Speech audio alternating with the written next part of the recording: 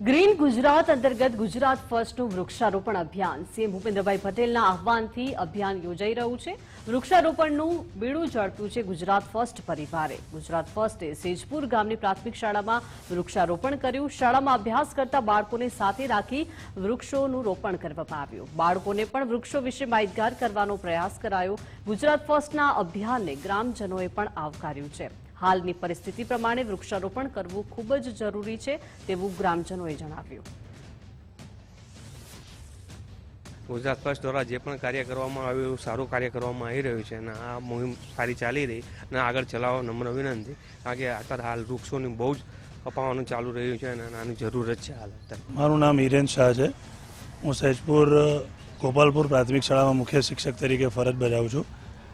આજ રોજ ગુજરાત ફર્સ્ટ અને અમદાવાદ મ્યુનિસિપલ કોર્પોરેશન નગર પ્રાથમિક શિક્ષણ સમિતિના આયોજન હેઠળ અમે આજે શાળામાં વૃક્ષારોપણનો કાર્યક્રમ કર્યો છે।